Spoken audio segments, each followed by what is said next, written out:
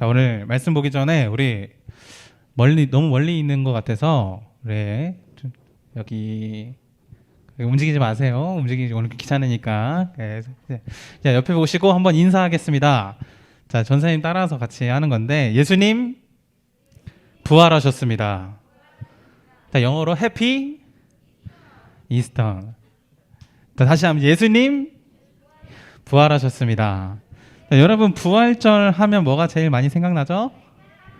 그렇죠. 뭐 일반적으로 계란이 생각난다고 하는데 예수님이 생각나야 일반적이고요. 그래서 계란이 생각날 수 있어요. 계란을 우리가 왜 먹죠? 그 뭐 계란 막 나눠주기도 하고 하잖아요.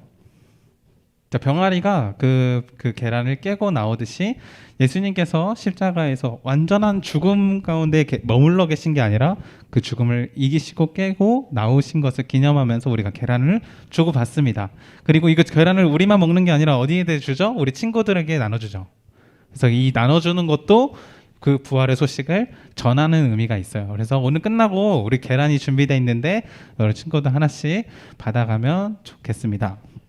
자, 오늘 말씀 한번 보겠습니다. 우리 부활의 기쁨을 안고 우리 말씀의 내용들 살펴보겠습니다. 자, 사도행전 17장 16절에서 18절 말씀 우리 한 절씩 이렇게 돌아가면서 읽을게요. 자, 마지막 절은 같이 읽는 걸로 저부터 읽겠습니다. 바울이 아덴에서 그들을 기다리다가 그 성에 우상이 가득한 것을 보고 마음에 격분하여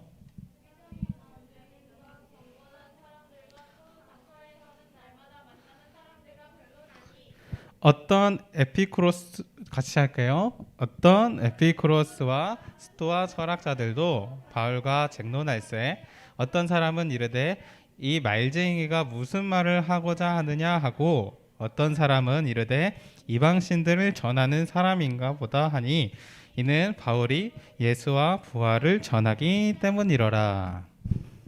자, 오늘 설교 말씀 제목이 뭐였죠? 뇌피셜. 뇌피셜이란 말 들어보신 분? 난 뇌피셜이 뭔지 안다. 자, 영은이 뇌피셜이 뭐죠?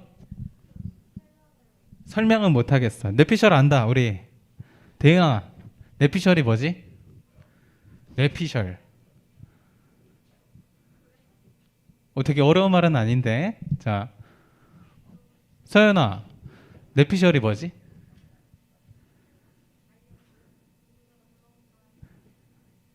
잘 모르겠어요? 자, 뭔가 쓰기는 쓰는데 잘 몰라요. 의미를 잘 모르죠? 이거 굉장히 사실 일반적으로 우리 인터넷상에서 인터넷상에서 약간 좀 부정적으로 사용되는 용어이기도 합니다. 자, 이 뇌피셜이라는 말은 자, 우리의 뇌랑 오피셜이랑 합쳐진 합성어예요. 그래서 일반적으로 오피셜이라는 말은 공식적이다라는 뜻이라서 되게 팩트로 밝혀진 사실에 대해서 말을 할 때 오피셜이라고 얘기를 합니다. 근데 만약 이 뇌가 앞에 붙었잖아요. 뇌피셜 하려고 하면은 내가 생각하고 판단하고 내가 어떻게 약간 내가 느낀 대로 이 상황이 맞다라고 고집을 부리고 어떻게 약간 아집을 피우는 게 바로 이 뇌피셜이에요. 그래서 검증되지 않은 것을 계속해서 고집할 때 이 뇌피셜이라고 하죠. 그래서 사람들이 너 진짜 뇌피셜 좀 그만해 라고 하는 게 너 진짜 말도 안 되는 소리를 계속해서 고집 부리면서 말하지 마 라는 의미로 이런 용어를 사용합니다. 우리 친구들 많이 사용할 줄 알았는데 역시 건전해서 이런 부정적인 용어 잘 안 사용하는 것 같아요. 저만 많이 보는 건가요? 자, 네. 자, 이 뇌피셜이라는 말이 이제 얕은 지식을 가지고 단편적인 지식 가지고 어떤 것을 계속 나는 이거에 사로잡히는 거죠. 그래서 어떤 사람을 판단하고 생각할 때 내가 갖고 있는 생각이 너무 커서 다른 사람의 말을 들을 생각조차 하지 않는 거예요. 자, 여러분들도 비슷한 경험이 아마 있을 것 같아요. 다른 사람들과 있을 때 여러분들 혹시 고집이 세다는 말 들어보셨나요? 저는 가끔 한 번씩 듣는데 저 고집 세다. 난 고집이 센 것 같다 스스로. 고집이. 나는 고집은 별로 안 센 것 같다. 근데 아무 손도 안 드신 분들은 아무래도 그냥 나는 잘 모르겠다. 때때마다 우리 주변에서 아마 많이 얘기해 줄 거예요. 내가 어떤 성향인지. 근데 특별히 보면은 내가 고집을 많이 피운다라고 하는 사람들은 보통 이런 일상생활 속에서도 뿐만 아니라 우리 신앙생활 안에서도 이런 고집 그리고 아집 같은 게 약간 걸림돌처럼 작용하는 순간들이 있는 것 같습니다. 자, 실제 복음을 전하고 이거 받아들이는 상황에서 가장 걸림돌이 되는 건 뭐냐면 어떤 환경이나 약간 주변의 어떤 조건들이 아니라 내 마음에 달려 있는 것 같아요. 내가 이것을 받아들이기 전에 내가 아무리 생각해도 이건 아닌 것 같은데 라는 내 생각이 먼저 이것을 거부하는 거죠. 그래서 복음 앞에서 혼동스러워하는 사람들은 이미 머릿속이 너무 복잡한 거예요. 생각이 너무 많은 거예요. 그래서 내 친구들에게 복음을 막 전했어요. 근데 그 친구들이 약간 거부한다. 그러면은 이미 머릿속에 생각이 너무 많은 거야. 그런 친구들이 많이 있고 나도 그런 순간들이 많이 있는 것 같습니다. 자, 오늘 말씀을 살펴볼 텐데요. 바울의 전도 여행 중에서 있었던 한 사건입니다. 자, 바울이 여러 군데를 많이 돌아다녔어요. 이제 소아시아라고 하는데 유럽 전역부터 해서 이제 그 터키나 뭐 이쪽으로 해가지고 막 돌아다닙니다. 근데 그 중에서 한 군데 오늘 갔던 동네는 바로 아덴이라는 곳입니다. 자, 아덴이라는 곳이 이제 발음이 좀 생소해서 좀 잘 모를 수도 있는데 우리가 익숙한 우리 한국말로 이렇게 발음을 하면은 아테네입니다. 여러분 아테네 아시죠? 자, 아테네가 어디죠? 어디에 있죠? 그리스에 있죠. 자, 그리스를 옛날 말로 하면은 헬라라고 했어요. 자, 헬라 지역에 누가 있었죠? 어디가 있었죠? 아테네가 있었습니다. 아테네는 약간 아테네의 상징적인 인물은 누구죠? 헤라클레스. 헤라클레스 너무 아쉽지만 아테나였습니다. 아테나 여신을 이제 섬기는 그런 도시가 바로 아테네였습니다. 요즘에는 이제 2004년도에 그 올림픽이 있었죠. 그래서 또 더 많이 알려진 그 도시가 바로 이 아테네인데, 아테네는 요즘에도 약간 건축물도 많고 아주 좀 미적으로 사람들이 많이 관심을 갖지만 그 옛날에는 무슨 도시였냐면 철학과 그리고 사람들이 종교에 굉장히 관심이 많았던 동네가 바로 그 동네였어요. 그리고 약간 사람들이 지식이 막 엄청 많아서 우리는 뭔가 조금 더 다른 걸 해볼 수 있을 거라는 자신감이 엄청 많았던 동네입니다. 그래서 사람들이 모여서 뭘 하냐면요, 광장 같은 데서 모여가지고 서로 토론을 해요. 매일마다. 여러분 토론하는 거 좋아하십니까? 여기 나는 귀찮잖아요. 머리 아프고. 그런데 그 머리 아프고 귀찮은 거를 매일 같이 하는 사람들이 바로 이 아덴의 사람들이었습니다. 근데 이 사람들이 모여서 그런 것도 만들었어요. 여러분 요즘 같은 경우는 우리 대통령 뽑을 때 어떻게 하죠? 우리 친구들은 아직 선거 투표권이 없지만 우리 주민센터 가서 이제 투표도 막 하잖아요. 근데 투표 이렇게 민주주의의 시초가 되는 게 이제 아테네에서 이제 시작됩니다. 그만큼 약간 문명적으로나 지식적으로나 발전된 동네가 바로 이런 아테네였는데, 그 사람들이 관심이 어디에 있었냐면요, 아까 말했듯이 철학과 신학에 있었습니다. 철학적으로 사유하는 거, 내가 생각하고 남을 생각하고 하는 것들이 무엇일까? 그리고 또 하나, 하나님이 아니죠. 이제 신이라는 존재는 과연 있을까? 그건 누구일까? 뭐 이런 생각들을 계속 하는 거예요.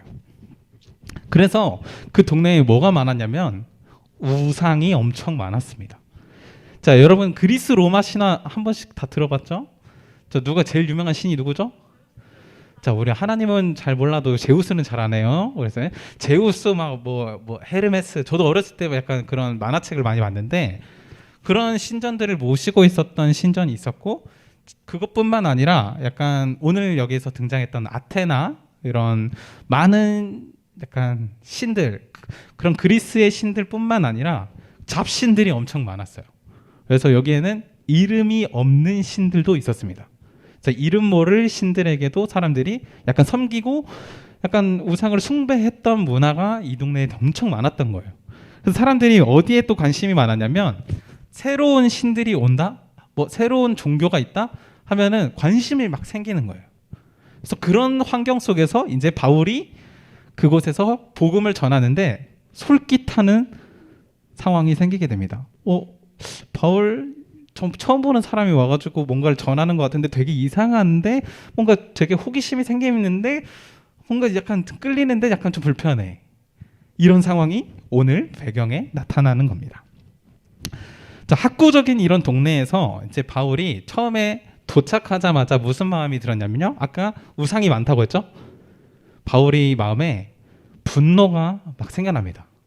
하나님이 주시는 의로운 분노가 막 끌어올라서 이거 이 사람들 약간 다 잘못됐는데 지금 우상 숭배하는 것부터 다 뜯어 고쳐야 되는데 하는 마음이 이제 올라온 거죠. 그래서 사람들 앞에서 변론을 하기 시작해요. 무엇을 변론하냐? 예수님의 십자가와 부활에 대해서 이야기를 하기 시작합니다.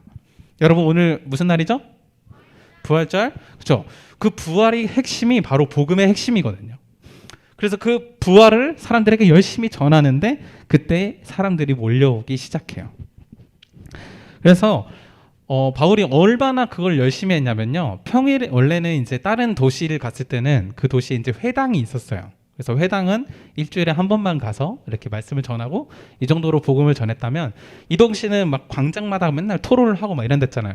그러니까 이제 바울이 매일매일 나가서 사람들한테 변론을 하기 시작합니다. 그리고 주말에는 이제 안식일에는 회당에서 그리고 평일에는 광장에서 계속해서 예수님에 대해서 그리고 십자가에 대해서 부활에 대해서 변론을 하는 시간들을 이제 보냅니다. 근데 이게 일이 엄청 커져요. 어떻게 커지냐면 사람들이 이제 몰려오는데 굉장히 유명한 두 학파가 그 바울을 찾아옵니다. 그 학파가 뭐냐면 에피쿠로스 학파와 스토아 학파입니다. 여러분 혹시 세계사 공부하면서 들어보셨나요? 우리 선생님들 혹시 들어보셨나요? 자, 에피쿠로스 학파, 쾌락주의라고도 불리죠. 스토아 학파. 그 두 학파가 그 바울에게 찾아와서 무엇을 하냐? 너가 지금 전하고 있는 그 내용이 무엇이냐?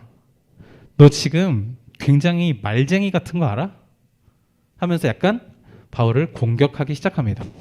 관심이 있어서 듣기는 했는데 그 복음의 내용이 전혀 와닿지가 않고 불편한 거예요.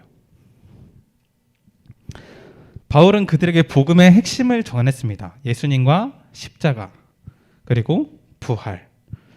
하나님께서 자기 백성을 죄로부터 구하기 위해서 그 죄값을 지불하기 위해 자기 자신의 목숨을 주어서 십자가에서 죽으시고 다시 살아나셨다는 것을 그 바울이 열심히 전했어요. 근데 그 얘기를 들은 두 학파 그리고 그곳에 모여 있었던 사람들은 그것을 받아들이지 못하죠. 그 이유는 막 다양해요. 에피쿠로스 학파 같은 사람들은 약간 그런 애초에 그 신이라는 존재에 대해서 인정을 하지 않았고 그것을 인정한다 할지라도 그것은 어떤 물질의 조합에 불과하다고 여겼기 때문이고 또 어떤 스토아 학파 같은 사람들은 아무리 그래도 인격적인 신은 존재할 수 없다라고 생각했기 때문에 약간 막 그런 불편함이 생겨서 부활을 인정할 수가 없는 거예요. 여러분, 세상에 있는 종교와 우리가 믿는 예수님과 차이점이 뭘까요? 세상에 믿는 종교는 죽은 종교입니다. 거기에서 대표적으로 인물로 드러나는 사람들, 다시 살아난 사람은 한 명도 없어요. 근데 우리가 믿는 예수님은 어떻죠? 죽으시고 다시 살아나셨습니다. 세상의 사람들은 그 죽은 종교를 계속해서 붙들어요. 그게 뭔가 내가 더 고상하고 지식이 있는 것처럼 여기면서 그것들을 자꾸 쌓아갑니다. 많은 종교를 내가 품을 수 있으면 더 넓은 사람인 것처럼 종교들을 계속해서 품어가요. 근데 예수님은 어떻죠? 그 종교가 잘못되었음을 예수님께서 분명히 지적하시고 예수님만이 유일한 구원의 길임을 늘 말씀해 주십니다. 세상의 종교는 죽은 종교. 우리가 믿는 예수님은 살아계신 하나님입니다. 자기 백성을 죄로부터 구원하기 위해서 십자가에 달려 죽으시고 다시 살아나신 사건을 받아들이고 받아들이지 않는 그 차이는 어디에 있냐면요. 내가 갖고 있는 자기 생각이 얼마나 크냐, 작냐에 달려 있습니다. 믿지 못하는 사람들은 이렇게 반응합니다. 지금까지 내가 알아왔던 신은 결코 살아있는 신도 아니고 친구와 같이 친밀한 존재도 아닌데 도대체 이 사람들은 무슨 말을 하는 거야? 부활? 나는 그런 거 믿지 않아. 아테네에 있던 사람들은 불신에 사로잡혀서 복음을 인정하지 못합니다. 근데 때때로 이런 아테네에 있는 사람들처럼 우리도 이런 의심이 자꾸 생길 때가 있는 것 같아요. 뭔가 하나님을 믿는 것도 좀 이성적이지 않는 것 같고 합리적이지 않는 것 같고, 하나님이 살아계신다라는 말은 눈에 보이지도 않는데 어떻게 살아계셔라는 실감이 나지 않는 그런 불편한 마음이 우리에게 가끔씩 찾아오기도 합니다. 좀 터무니없는 이야기 같은 십자가의 이야기. 근데 이런 마음이 드는 이유가 무엇일까요? 그것은 바로 우리가 갖고 있는 어떤 생각의 한계들인 것 같아요. 내가 갖고 있는 어떠한 사고, 이성이 자꾸만 하나님을 작게 만들고 더 낮은 존재로 평가하는 것이죠. 여러분이 진짜 많이 오해하고 있는 게 뭐냐면요, 하나님은 우리가 생각하는 것보다 더 높으신 분이에요. 근데 자꾸만 내 생각에 하나님을 가두려고 합니다. 그래서 하나님을 믿고 복음을 받아들이는 것에 대해서 가장 큰 걸림돌이 되는 건 뭐냐면요, 내 생각입니다. 내 판단이에요. 우리가 생각하는 것보다 훨씬 더 높은 곳에 계신 하나님, 그것을 인정하는 것부터가 우리가 믿음을 갖고 하나님께 나아가는 첫 발걸음인 걸 우리가 기억해야 합니다. 자, 아테네가 우상 숭배가 엄청 많았다고 했죠. 근데 그곳에 살아가는 사람들은 이제 철학과 지식 그리고 종교 속에서 얽히고 설켜서 살아갑니다. 그러니까 어떤 명확한 게 없이 이것도 좋네, 저것도 좋네 하면서 다 수용을 하기 시작하는 거예요. 그러면서 왠지 나는 좀 넓은 사람인 것 같고 지식적으로, 지성적으로 굉장히 고상한 사람이라는 착각을 하게 됩니다. 그런데 그렇게 자랑스럽게 여기는 자신의 지식들이 오히려 복음을 받아들이지 못하게 만든다는 사실을 본인들은 아마 인식하지 못했을 거예요. 오늘은 부활절이죠. 예수님께서 죽으시고 다시 살아나는 것을 기념하는 주일. 이 부활절을 보내면서도 우리 친구들 그리고 선생님들 그리고 우리 마음 가운데서도 의심이 생길 때가 있어요. 부활이 믿어지지 않고 나와 관련된 일이라고 생각되어지지 않고 이게 부활의 일절이라고는 하는데 굳이 큰 의미가 있을까라는 되게 잔잔한 마음들이, 가벼운 마음들이 우리에게 찾아올 때가 있습니다. 혹시 그런 마음들이 우리에게 있다면 우리가 잠시 멈춰서서 한번 생각해 봐야 합니다. 내가 지금껏 하나님을 내 이성보다, 내 생각보다 작은 존재로 여기지 않았던가. 자, 바울이 이 아덴에서 수많은 변론을 한 다음에 어디로 가냐면요, 아레오바고라는 곳을 갑니다. 여러분들 이게 뭐냐면 우리나라로 치면은 국회로 가는 거예요. 그래서 가장 그 동네에서, 그 도시에서 그 의결을 하는 가장 최고 권위가 있는 그 기구가 있는데 그곳이 바로 아레오바고였습니다. 그 광장에서 이제 바울이 복음을 전하게 돼요. 그곳은 이제 평소에 이제 일반 작은 광장이랑 조금 달라요.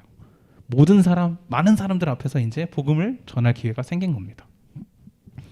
그곳에서 바울은 처음부터 복음을 쭉 설명하면서 마지막에 이런 얘기를 해요. 여러분, 회개하세요. 자, 회개.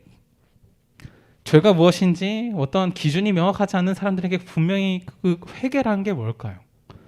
단순히 죄를 이제 짓지 마시고 죄로부터 돌이키시고 죄를 용서해달라고 구하세요, 이게 아니라 여러분들이 믿고 있었던 수많은 그 신들을 이제 내려놓고 거기서 돌이켜서 하나님을 바라보세요. 그것을 그 자리에서 바울이 외치고 있던 겁니다. 오늘 여러분 공부했었죠? 10계명 첫 제1계명 나 외에는 다른 신을 두지 말지니라. 이 고백은 뭐냐면요, 하나님 앞에 우리의 방향성을 가장 뚜렷하게 하는 시작입니다. 그리고 그 부활을 믿게 될 수 있는 첫 발걸음이기도 합니다. 오늘 이 시간 하나님을 좀 인정할 수 있는 시간이 되었으면 좋겠습니다. 하나님께로 돌이켜서 하나님이 내 생각보다 더 크신 분이고 그분을 내가 쫓아가는 삶을 살아가는 것, 부활을 인정하고 하나님의 뜻대로 순종하는 것, 그 모든 것을 하나님께 맡겨드릴 수 있는 것, 그것이 우리에게 가장 필요한 일이라 생각됩니다. 그래서 오늘 같이 한번 기도했으면 좋겠는데요.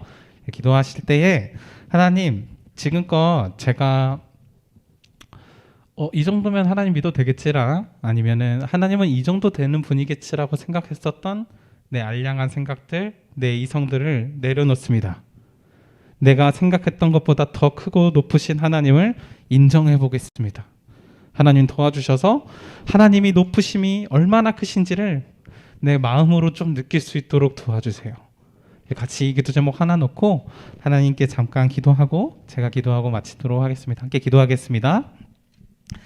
사랑의 하나님, 감사합니다. 우리가 주님 앞에 다시 한번 붙들려서 부활이 무엇인지, 그리고 다시 한번 그 하나님의 크심이 무엇인지를 생각하게 하시니 감사합니다. 하나님 도와주셔서 하나님의 놀라우심과 하나님의 크심이 내 생각과 판단보다 더 크시고 우리가 오해했던 것보다 더 높으신 분이라는 것을 우리가 느낄 수 있도록 도와주시고, 하나님이 얼마나 놀라우시고 하나님이 얼마나 크신 분이신지를 삶을 통해서 깨달아갈 수 있도록 주님께서 인도하여 주시옵소서. 오늘 말씀을 통해서 바울이 외쳤던 것처럼 세상 가운데서 혼란스럽고 복잡한 삶을 살아가는 우리에게 다시 한번 하나님을 바라볼 수 있는, 하나님 우리 눈이 열리게 하시고 하나님께 붙들린 삶을 살아갈 수 있도록 우리의 모든 주권을 주님께서 붙잡아 주시고 인도해 주시옵소서.